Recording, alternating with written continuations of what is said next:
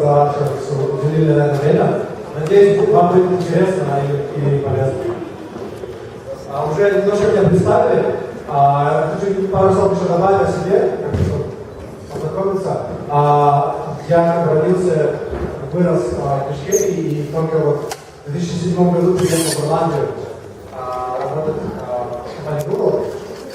Я начал как программист, а сейчас менеджер по бизнес-стратегии на развивающихся странах.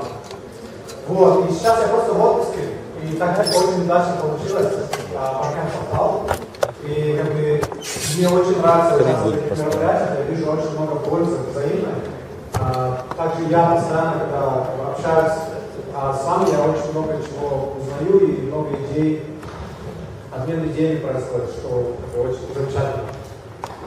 Вот.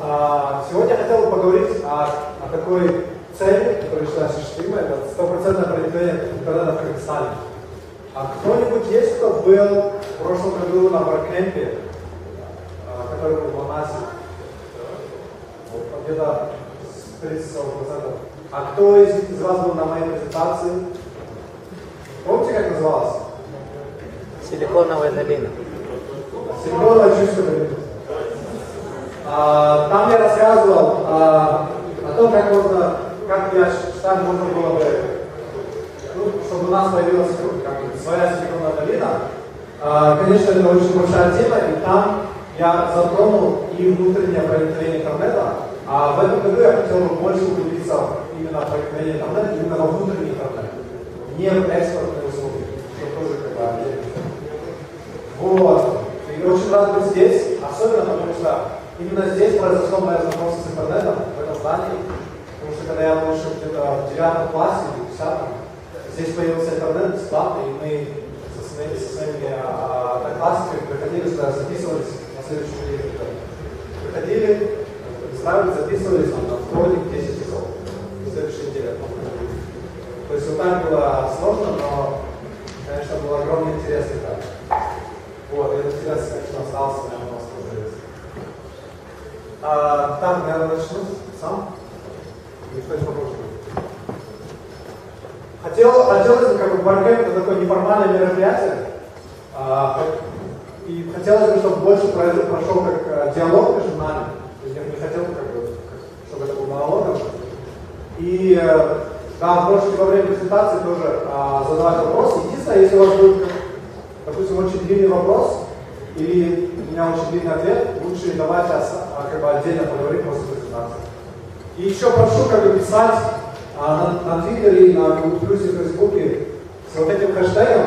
Если вам не нравится презентация, обязательно пишите, потому что иначе я всегда буду плохо презентовать. Поэтому пишите, если вам нравится, не нравится, чтобы в следующий раз это получше.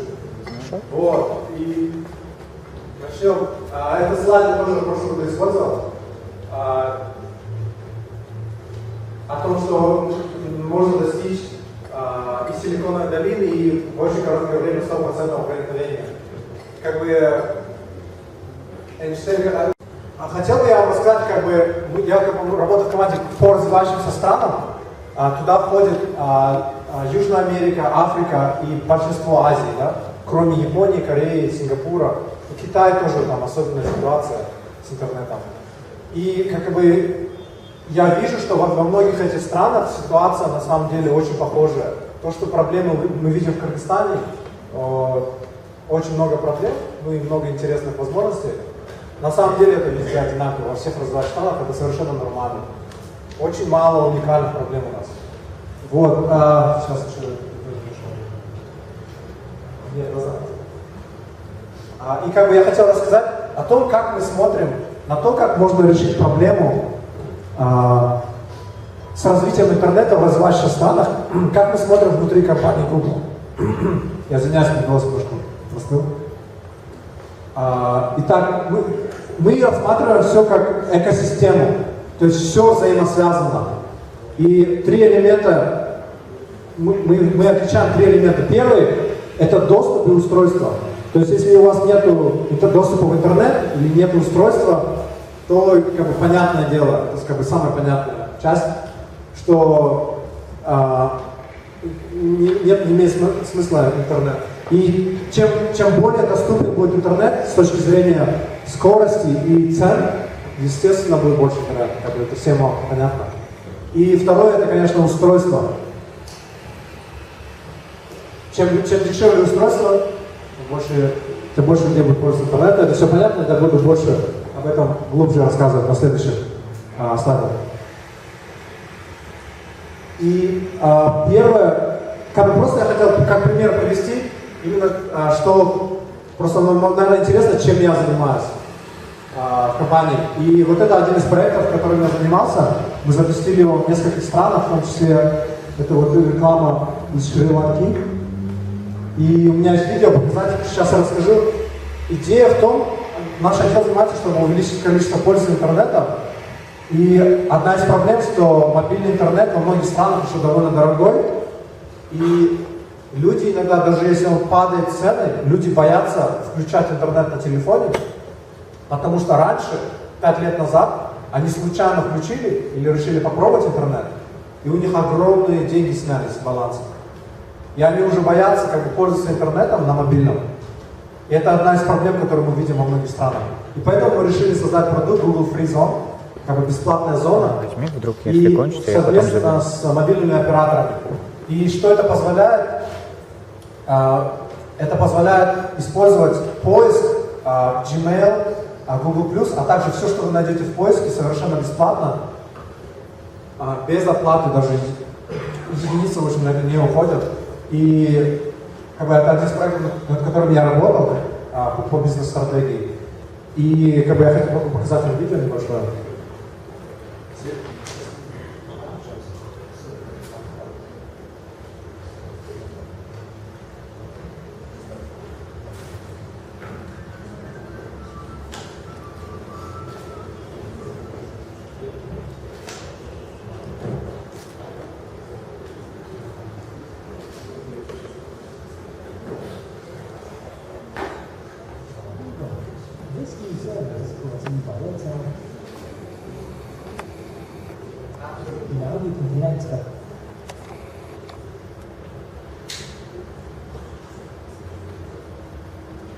Web from your phone, data charge free with FreeZone, powered by Google. This new service, brought to you by Airtel, enables you to access Google mobile services on the go, browse the internet with Google Search, email with Gmail, and share with Google+, from anywhere without any data charges.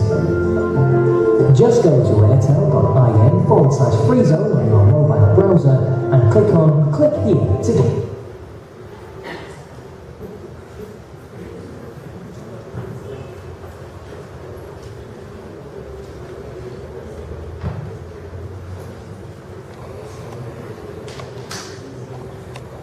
Click here to get started. You don't even need a data plan. You can browse the internet with Google Search without signing in. For Gmail and Google+, all you need is a free Google account, or you can use an existing Gmail account too. To get a Google account, enter your mobile number and accept the terms and conditions. Then verify your mobile number by clicking the link inside the text message you'll receive. Finally, choose a new username, or create your own before finally confirming your details, such as name, gender, and password. Now you can get connected with FreeZone, a new service brought to you by Airtel. Вот, это было немножко о фризоне, к сожалению, только на английском языке. В общем, это просто пример, это часть доступа и устройства, такая часть, которая, если вы простой пользователь или предприниматель, вам сложно поменять, вам сложно снизить цену на интернет, вам сложно, наверное, будет снизить цену на смартфоны. Но просто это больше мобильные операторы этим занимаются и интернет-провайдеры. Мобильные операторы, что я рад видеть в Кыргызстане, они сейчас много похожих таких вещей есть. Например, вроде Сопера есть, да, тариф, где там какую-то маленькую сумму платите за месяц, по-моему, или за день, и там бесплатный интернет через Оперу разом. Не знаю? Да, есть. Да, 3 сома в день, но при этом... Да, в общем это уже двигается, да, и само собой, это уже один параллельный поток, который уже двигается, и если вы вдруг чем-то сможете поспособствовать, конечно, было бы замечательно. Но более интересным следующей части, я думаю, для вас будет. Вторая часть тоже, я думаю, вам понятно будет, это сервис и контент. Если дать человеку интернет, дать доступ и устройство, да, компьютер или смартфон, то не обязательно, что человек начнет пользоваться интернетом, если там не будет интересных и доступных, нужных сервисов и не будет интересного контента. Это понятно, конечно, да? И вроде бы как бы это ясно, но на самом деле это очень-очень важно, потому что всегда цена на интернет, она довольно дорогая для кого-то. Да? И чтобы этот человек позволил себе, чтобы он мог заплатить эти деньги на интернет, нужно как можно больше, чтобы было пользы от сервисов и контента. Это как бы вначале сейчас поверхностно очень говорю. И третья часть, о которой мало, я считаю, говорят, это знание. В том смысле, что даже если у вас есть первые две части, да, бывает, что уже интернет, мы видим, в странах бывает довольно дешевым, и в принципе уже много услуг есть, мы видим, что все равно огромное количество людей не пользуются интернетом. Там в мире таких людей около миллиарда. Сейчас, вы знаете, сколько людей пользуются интернетом в мире? Сколько? Ну да, примерно мы считаем, что где-то 2. Ну, разные подсчеты есть. Ну, скажем, 2, даже если скажем 2,7, да? Всего 7 миллиардов. То есть где-то 5-4 миллиарда не используют интернет. Из них кто-то действительно, у кого-то нету слишком дорогой доступ, слишком дорогое устройство. В каких-то странах очень мало сервисов и контента, допустим, на каком-то очень редком языке. Но где-то 1 миллиард людей, в принципе, они уже, у них все это есть, но они все равно не пользуются интернетом. Я уверен, вы знаете этих людей. Это да, кто возрастом постарше обычно, но не только, но часто это от возраста зависит тоже. Вот, и теперь немножко подробнее хотел рассказать. И да, это все взаимодействует. Как бы если будет дешевле интернет, то будет легче появляться новым сервисом. Потому что если в стране, допустим, в некоторых африканских странах очень дорогой интернет. Если вы считаете, что в Кыргызстане дорогой, то там где-то в 50 раз дороже. То есть там уйдет, там, не знаю, месячная зарплата там, на одно видео. И сейчас это очень редкий случай, уже сейчас намного дешевле. Но смысл в том, что если даже я создам очень крутой сервис в этой стране, люди просто не будут пользоваться, потому что слишком дорого. И наоборот, это все взаимосвязано. Если будет интернет, но не будет сервисов, опять же, как бы я это все упомянул. И как бы мы все разные люди, и я считаю, как бы если каждый из нас свое влияние сделает на одной из этих сфер, это очень поможет. И немножко теперь подробнее расскажу, как бы мы могли сделать свой вклад и получить как бы выгоду и для себя, и выгода будет, конечно же, для всего интернета. Так, доступ к устройству, в принципе, я уже немножко поговорил об этом. Сервисы и контент, я немножко больше поговорю. Можно на следующий слайд? Вот, первое, что я хотел бы обратить ваше внимание на карту. Это, в принципе, просто карта Чуйской области я нашел. Это практически как сейчас выглядит интернет в Кыргызстане. То есть, примерно, по оптимистическим подсчетам, 2 миллиона пользователей из 5 в Кыргызстане. По более таким прагматичным 1 миллион. То есть, это, в принципе, это население Бишкека.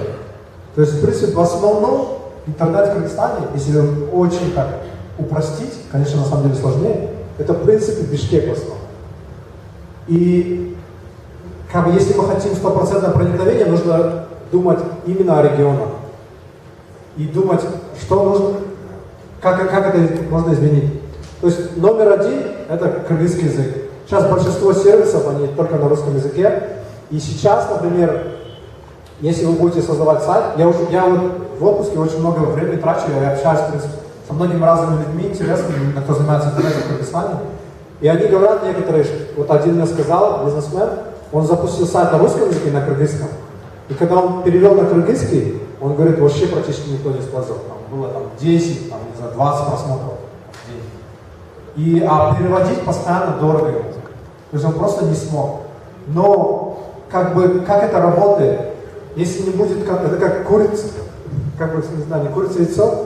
проблема, как бы, если не будет на кыргызском языке, допустим, контента, то эти люди, которые не знают русский язык, они не смогут платить за интернет, и не будет достаточно информации.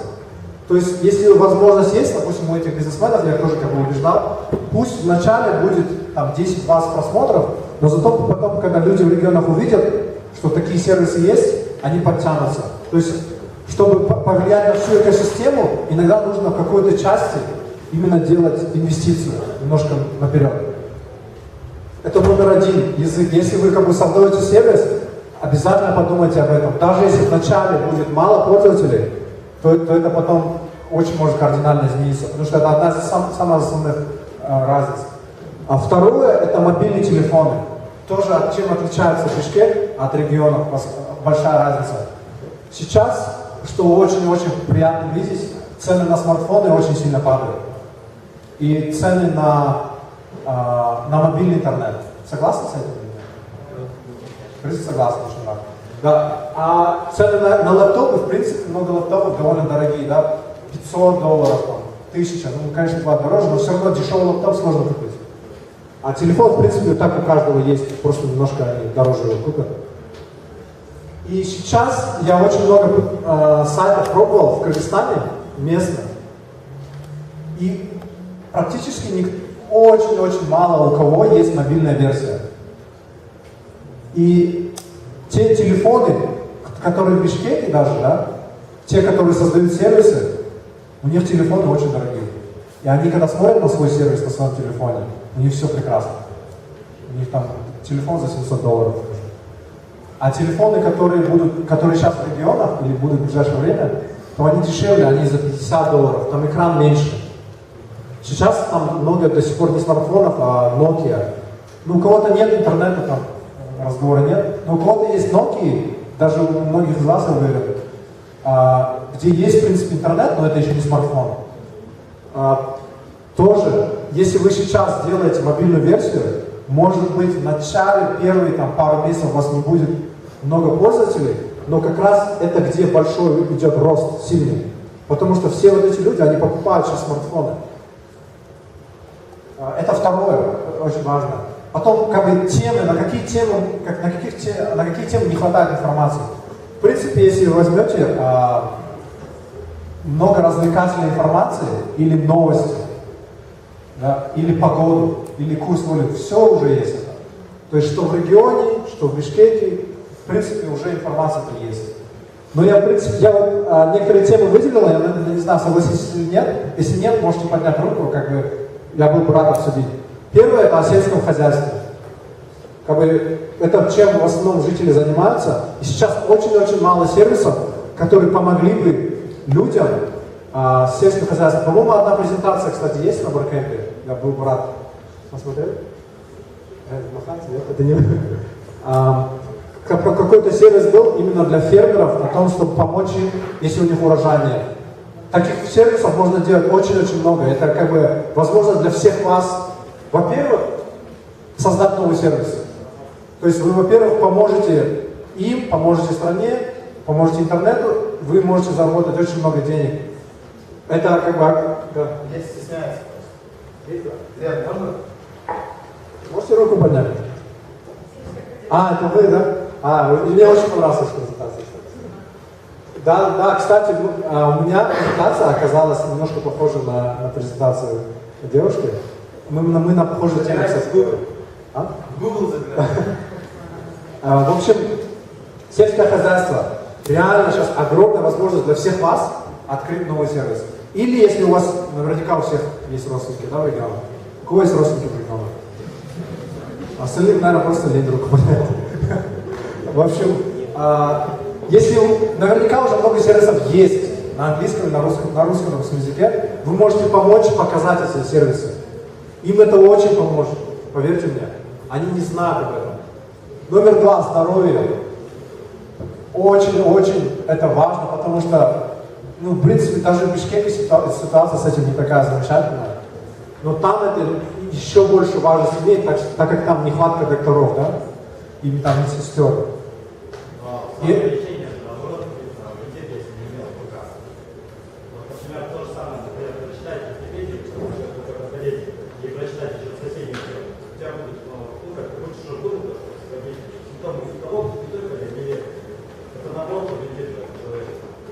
Хороший комментарий. На самом деле, да, это огромная тема для дебата здоровья. Просто лично по своему опыту, я не знаю, вы можете не согласиться, лично на своем опыте, когда у меня какая-то проблема, например, просто голова болит, у меня была определенная боль, когда был в командировке, в определенной части головы. Я написал им, правая часть, там, задняя. И они описали, какие причины самые популярные. И там очень простая была причина — стресс. У меня реально был большой стресс. И там просто, там простые, я не помню, что я сделал, но там простые очень советы. И реально, реально помогло. И такие примеры я видел похожие, но сейчас я не хотел бы, это огромная тема для дебатов. Поэтому да, я знаю, сейчас я другой еще пример приведу, сейчас еще один вопрос.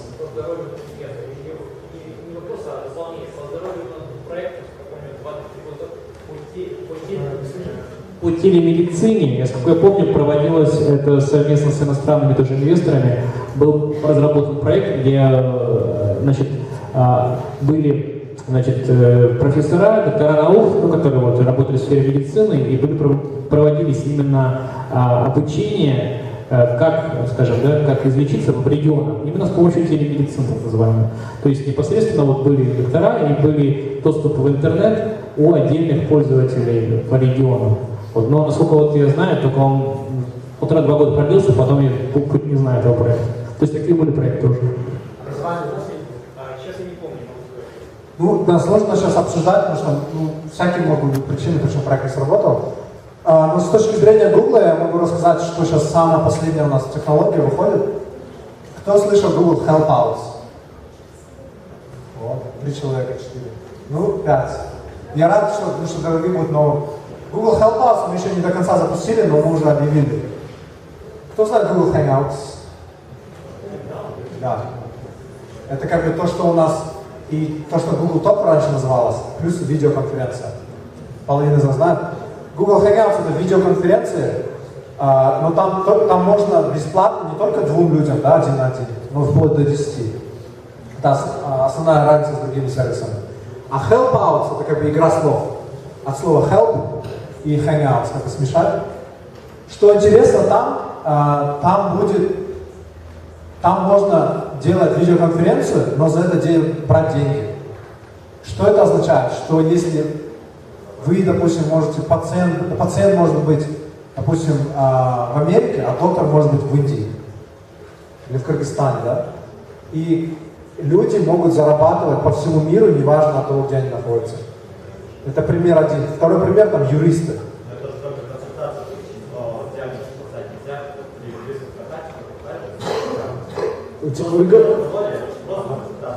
Вы говорите, диагноз поставить нельзя. Но я не эксперт, но я знаю, что есть компании в Америке уже, которые уже это делают, и им даже разрешение дали делать,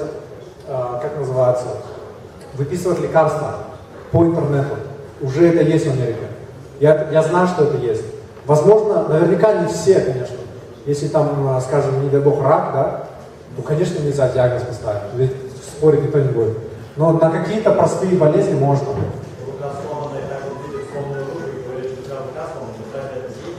Ну, на какие-то, я не говорю на все. Но это факт в том, что сервис этот уже работает в Америке. Это ладно, давайте здоровье, не будем спорить сейчас. Другой пример очень простой, репетиторство. Можно, допустим, с Кыргызстана обучать, скажем, если в Китае кто-то захочет выучить русский язык, можно же обучать из Кыргызстана, не обязательно из России. Да, то есть это убирает вообще все границы. Но это отдельная тема, я сейчас затронул, просто мне кажется, это очень интересный сервис, который вы могли бы тоже свой бизнес открыть на этой основе. Вот, а здоровье, третье, школьное образование, думаю, тоже вы согласитесь, намного хуже, чем в Бишкеке.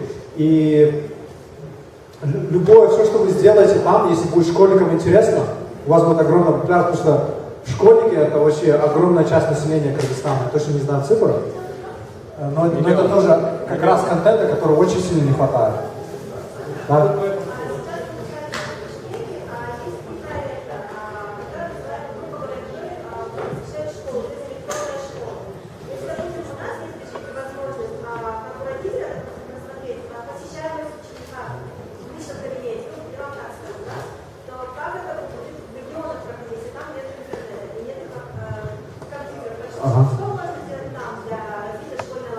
Отличный вопрос. Мне очень интересна тема школьного образования, потому что я считаю ее самой важной вообще, мое личное мнение. Сейчас можно договорить. Образование. Как раз таки в этом году очередной был придуман проект по полному доступу Wi-Fi бесплатному использованию В общем, да, как бы эти связанные вопросы. Как бы вопрос был вот у девушки, как можно улучшить школьное образование, потому что у многих даже интернета нет. Но как раз таки, что интересно, что в некоторых школах уже есть интернет, есть много проектов и донорских, допустим, Мегакома проект был, да, Мегабилин. Там уже есть компьютеры, там уже есть интернет, и все равно это пока что не работает, потому что там не хватает, во-первых, контента, там учебники все равно бумажные. И там на кыргызском языке не хватает контента. И желательно, конечно, помочь было бы учителям какой-то тренинг им дать. В принципе, про Мегаком я слышал, они это делали, но этого обычно не хватает. Такие проекты существуют во всем мире.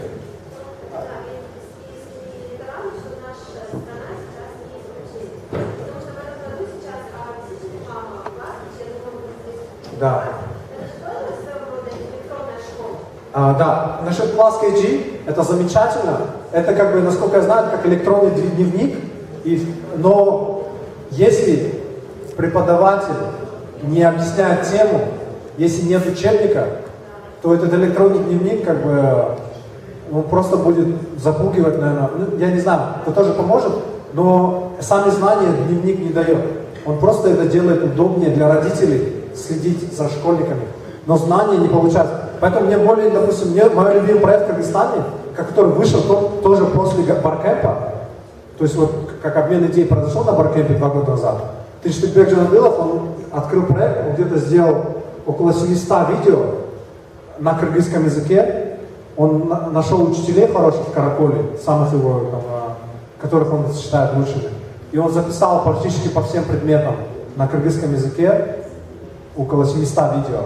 То есть такие проекты, я считаю, могли бы действительно очень помочь школьному образованию. Вообще, если вы хотите лично что-то сделать, вы можете взять одну школу, где уже есть интернет, где есть компьютер. Я уверен, там ситуация будет незамечательная. И пойти и сделать историю успеха, которую другие могли бы копировать.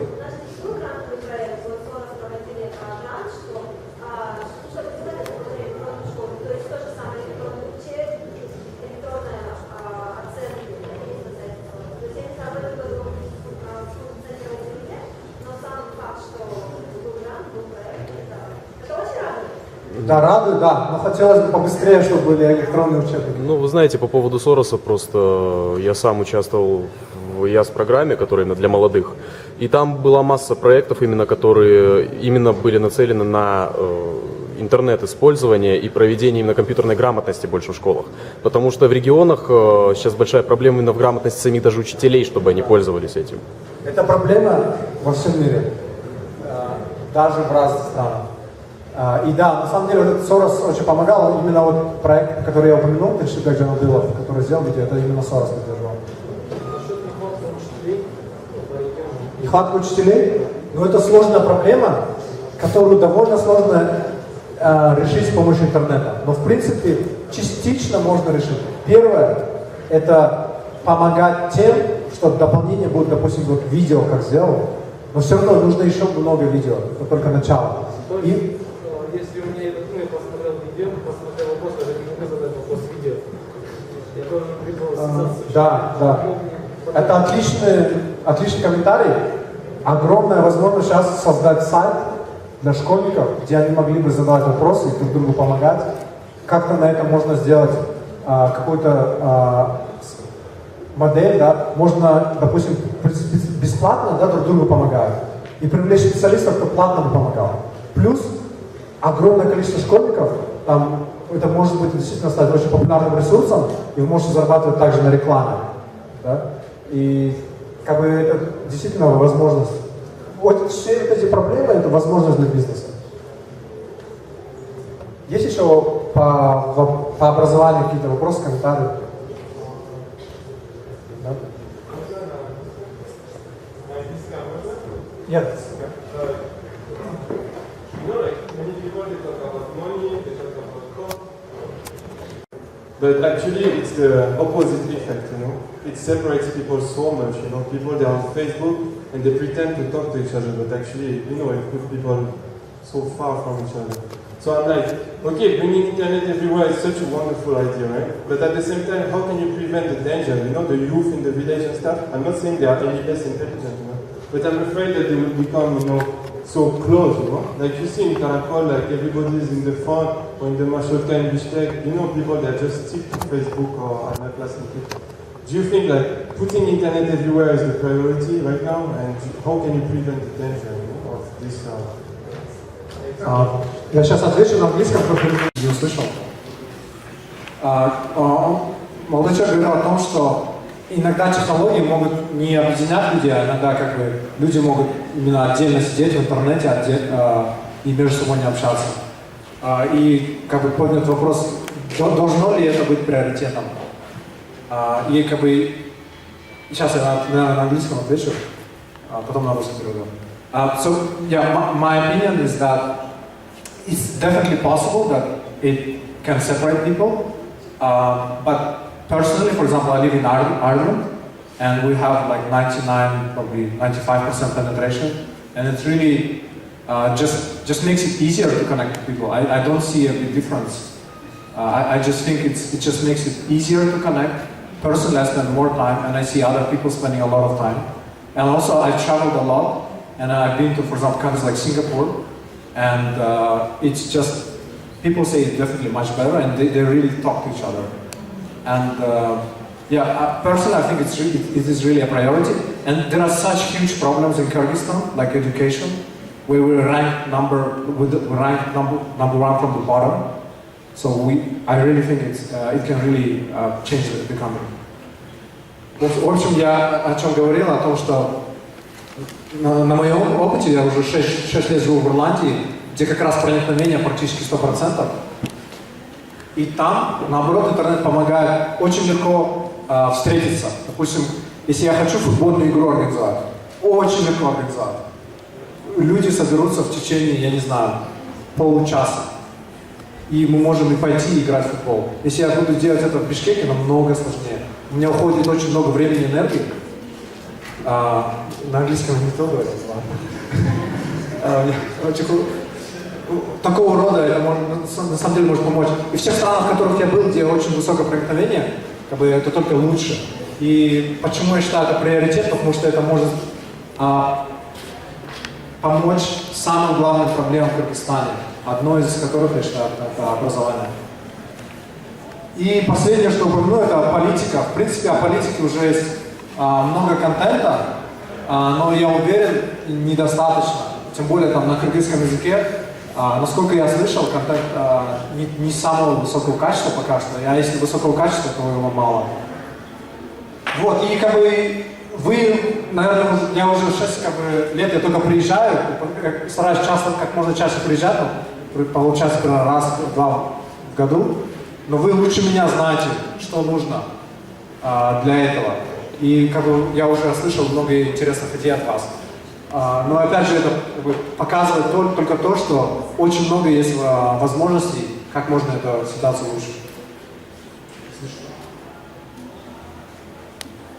Также как бы упомянул, о чем вообще вся эта конференция, основная идея, вот Сергей мне рассказывал, это именно не только о создании новых сервисов, но и о использовании текущих сервисов, которые уже и так очень много.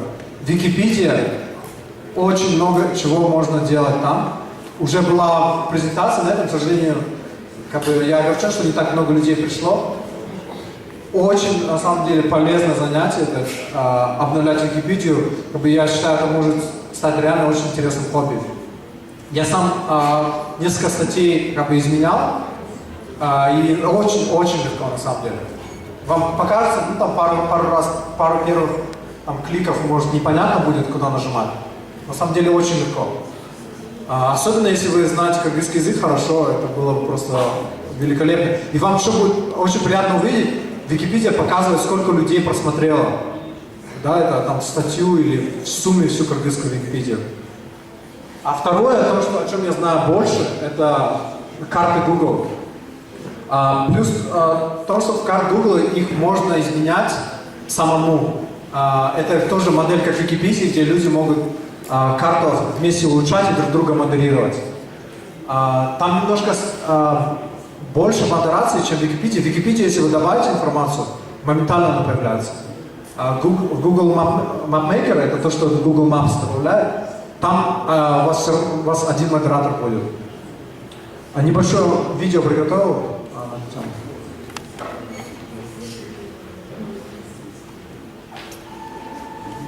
Оно тоже на английском, но там, в принципе, немного текста было. Звук там можете чуть сначала.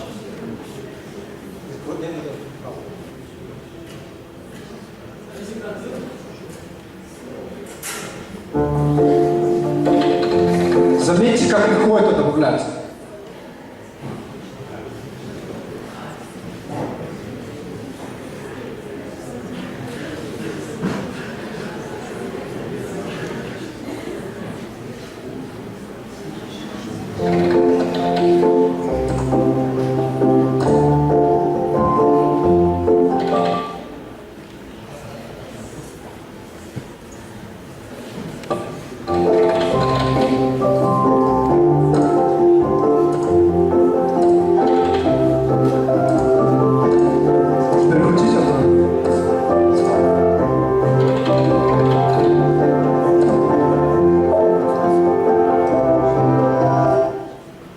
Извиняюсь, прикручу.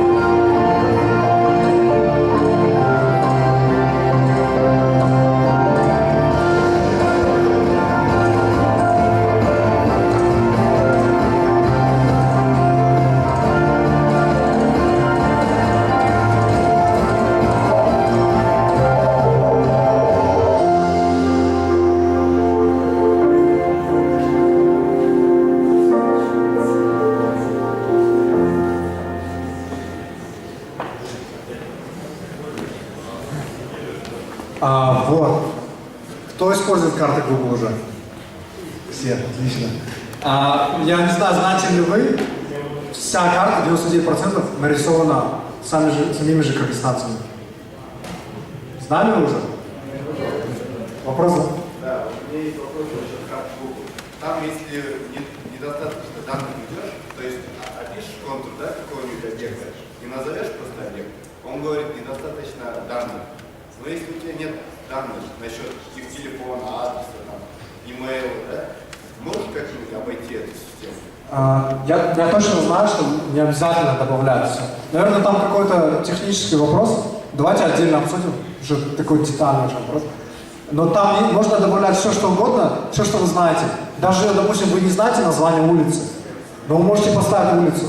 И эти данные, они используются, допустим, во многих странах они использовались, допустим, когда какой-то происходит, допустим, землетрясение или что-то, если произойдет, допустим, в Гаити, там именно потом начали отрисовывать моментально, ну как бы до этого было отрисовано, и это очень помогает. В таких ситуациях знание, где дороги, крайне важно. Особенно для тех, кто хочет, допустим, гуманитарную помощь кинуть в этот пораженный регион. Ну и не только как бы в таких критических ситуациях, но и в обычных. Самое приятное начинать, вообще реально, когда начнете, вам понравится. Любимые места свои добавьте. Там школу, там, не знаю, кафе, ресторан, там, куда вы любите ходить. Или, допустим, у ваших родственников, если есть какой-то там маленький или большой бизнес, помогите им, они наверняка не знают об этом. Я постоянно, если я у кого-то узнаю, что у кого-то есть там, не знаю, парикмахерская или что-то, Если его нет на карте, я добавляю сразу.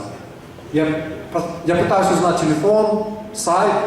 И плюс в том, что потом этого человека, этот бизнес находят, да, люди. Потом это очень хорошо для иностранцев. Как бы мы же хотим быть гостеприимной страной, да? И для них это очень поможет, потому что они привыкли использовать Google Maps. Они когда приезжают в страну какую-то, они будут сразу пытаться что-то найти там, если у них какой-то вопрос или что-то хотят купить. Разрешите, а кто реально, вот вопрос раз встал про карты, кто реально завтра придет и послушает презентацию о том, как наносить объекты и дороги на карту? Есть такие? Окей, так, мне интересно. Есть немного, человек 15, но здесь больше будет.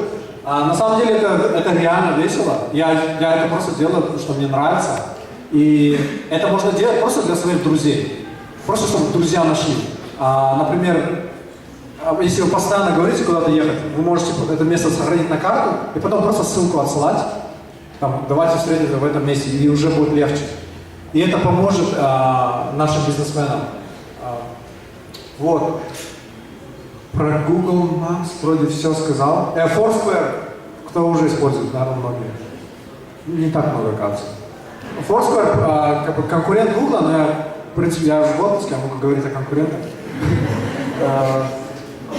Но мне тоже, я как бы сам не буду скрывать, я использую.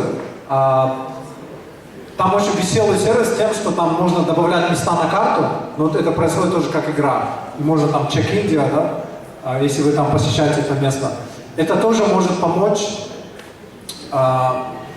и местному бизнесу, и развитию интернета, потому что если будет очень много сервисов в интернете, да, скажем, к примеру, парикмахерский, если все парикмахерские в Бишкеке будут в интернете, и все цены, да, то человек, у которого интернет, он может найти самую лучшую, с самыми лучшими отзывами, с самыми дешевыми ценами. И это сэкономит деньги тому, у кого есть интернет. То есть, таким образом, больше людей смогут себе позволить интернет. Вот. И блоги, конечно, я много говорить не буду. Вы уже, я думаю, эту тему, в принципе, знаете. И группы и сообщества в соцсетях, на самом деле, соцсетями все пользуются, но не так много именно сообществ, групп по темам. Вот у нас у программистов есть группа программистов в Google+, около 200-300 человек уже. И очень помогает, реально. Если новый сейчас программист кто-то начнет, школьник, скажем, скажет, я хочу быть программистом. Если он присоединится к этой группе, там уже очень много контента, именно и местного контента, и зарубежного, да, который будет интересен этому человеку и полезен. То есть соцсети тоже таким образом могут стать полезными, а не просто, да, развлечением. Да, и последняя часть знания. Вперед. Это назад. Вперед. Да. Просто, допустим, если представить, что у нас 1 миллион пользователей, если каждый четверым родственникам скажет, научит пользоваться интернетом, просто скажет, какие сервисы полезны. Когда приезжаю, я стараюсь тоже так делать. В основном, допустим, со своими родителями я каждый год стараюсь чему-то новому им научить. Там, соцсетям. В этот раз я их учу пользоваться Google Docs. Да? Потому что у них что произошло, например, у них все документы были в Word и Excel, на компьютере хранились, на Windows. И у них вирус появился, и у них, вот, и у мамы, и у папы за последние 6 лет все, что документы были, они все удалились. Потому что у них хранятся документы на диске физическом. А, допустим, когда вы храните документы в интернете, да, то, что называется в облаке. В интернете тогда намного более безопасно. Намного менее вероятно, что взломают Google, чем взломают, там, вирус будет на вашем компьютере. Я даже бы сказал, 100% компьютеров, которых я видел в Кыргызстане, 100% у них были вирусы. И когда устанавливал антивирус, он всегда находил там 100, кого-то 300 вирусов.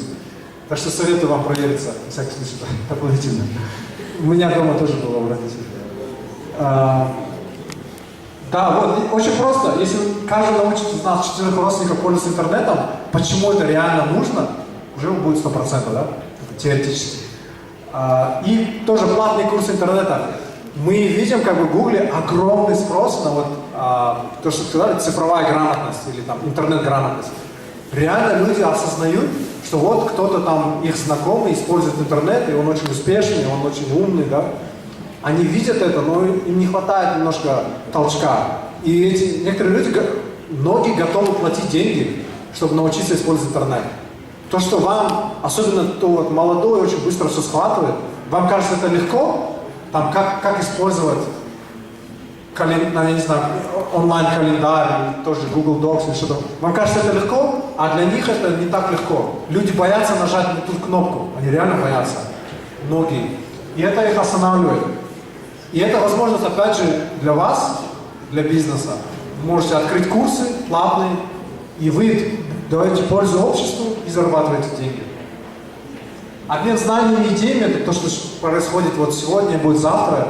Это как бы баркэмп, замечательное одно из мероприятий, которое этому помогает. Тоже Сергей упомянул, я тоже согласен с этой с мыслью о том, что идеи у нас ценят очень высоко, чересчур высоко. Я сам таким был раньше. Обычно так говорят, мне говорят, не только мне, моим знакомым. Вот у меня есть идея, но я тебе не могу сказать, что за идея, но можешь меня поддержать, деньги дать там. И люди не говорят реально, что за идея. И они считают, что у них гениальная идея, которая на $1 миллион или на $1 миллиард. Я много таких людей встречал. И минус в чем, что идея у них есть в голове. Часто идея, она, допустим, если идея на бизнес, вам нужно очень много отзывов. В идеале вам нужно сделать исследование. Пользователи, будут они пользоваться этим сервисом или нет. А вы можете бесплатно рассказать идею кому-то и получить бесплатный отзыв. Вероятность того, что идею вашу своруют, да, то, что все боятся, очень маленькая. Да? И если у вас реально хорошая идея, вы сможете это сделать всегда лучше. Потому что вы всегда не до конца сможете объяснить идею. Если бы люди друг друга 100% понимали, проблем не было бы в мире, наверное. И да, идея на самом деле, очень много идей, идея на самом деле это только 1%. Как на английском говорят, 1% inspiration, 99% perspiration. 1% вдохновения, до 99% пот. У нас так в Гугле часто любят говорить. То есть идеями, они как раз самые полезные, пользу принимают, когда они ходят и из мозга к мозгу, да, так сказать. Вот, это как бы на чем вообще вся Силиконовая долина строится. Любой предприниматель, там, будь то там, создатель Фейсбука, Гугла, никто из них прям один не работал в своей комнате и прям никому не говорил, что он делает. Если кто-то такое делает, то у них потом сервис, которым никто не пользуется. И тем более, если вы сделали исследование, то всегда у вас будет конкурентное преимущество. Если я сделаю исследование какое-то, открою бизнес, кто-то увидит и откроет такой же. Скажем, допустим, телефон, iPhone, да, скажем. Вот сделал Apple. Китай увидел, да, там, в Китае кто-нибудь, какой-то бизнесмен, скопировал. Ну что, реально он скопирует 100%? Нет. Всегда ясно, реально, пользователю, где реальный iPhone, где подделка, где копия. Потому что человек, который сам реально не продумал, он никогда так идею не повторит. Вот, это как бы очень хотелось бы у нас в Кыргызстане видеть больше и вообще во всем мире, чтобы больше реально делились идеями, они как бы не скрывали. И последнее, это сообщество ассоциаций. Уже есть сообщество, например, у программистов есть Google Developer Groups. Я очень рад, что у нас развивается. Каждые 2 недели, по-моему, ребята встречаются. И желательно было бы видеть больше сообществ и ассоциаций, созданных, как бы каждый из вас может создать. Все вот эти темы, которые мы упомянули, на любую тему можно создать сообщество, ассоциацию и вместе работать над этой проблемой. Время, да, уже? Сейчас. Спасибо. Вопросы есть, пожалуйста? Был бы рад услышать. Буду забрать микрофон. Давайте как бы чуть-чуть сюда смещайтесь.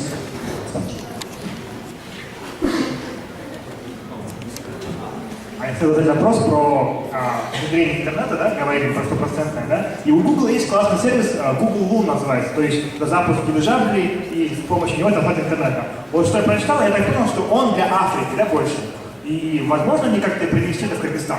Потому что у нас в стране в горы, да, провести даже мобильную связь очень дорого. Даже для операторов это очень дорого. Потому что провести оптоволокно, либо кинуть хотя бы поставить РРС, да, это очень дорого. А Google со своими возможностями могла бы это сделать как бы быстрее и лучше.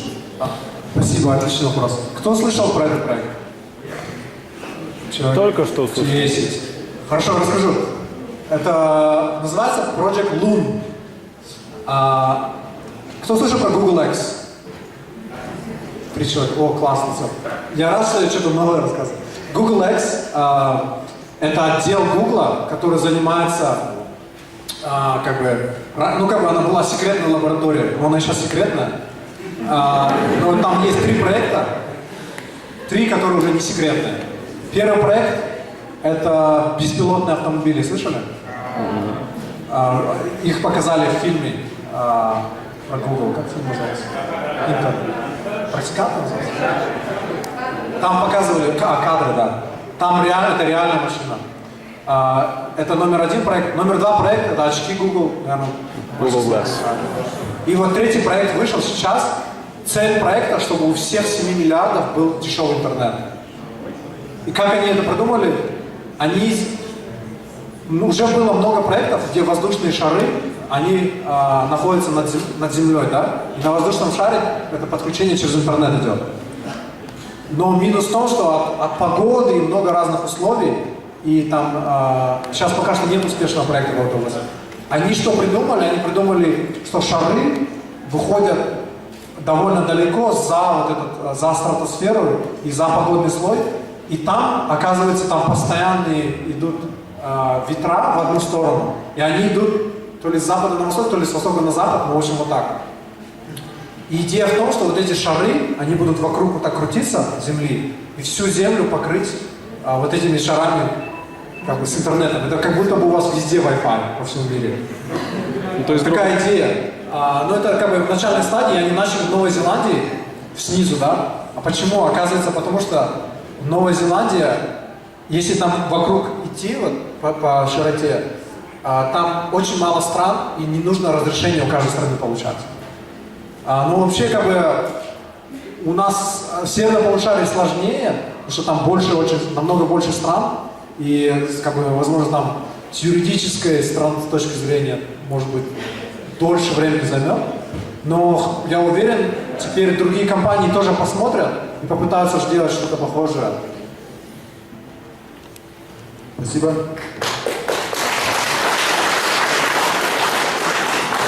Вот уже месяц или больше существует уже такая организация, как Интернет.то, знали. То, что несколько компаний объединились вместе для объединения всего мира, также с интернетом.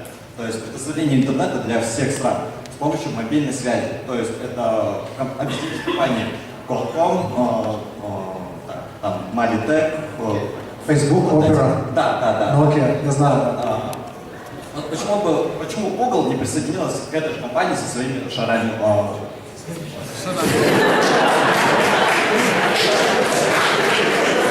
Хороший вопрос.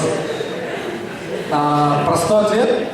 Просто это организовал Facebook, и он просто не пригласил Google. Просто как конкурента. То есть все-таки это, видимо, не совсем проект, видимо, все-таки бизнес-цели там какие-то есть, раз конкурентов они не пригласили.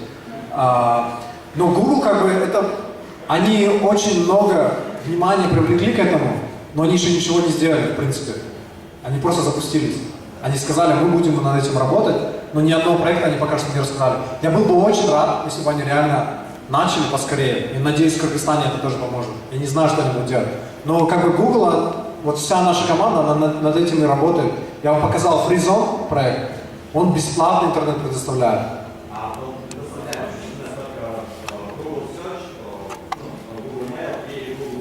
Да, но это для начала. Идея в том, чтобы люди познакомились с интернетом. И через поиск вы можете, все, что вы найдете в поиске, любая страничка, которую вы откроете, тоже бесплатно. То есть это Википедия, не Википедия, все что угодно.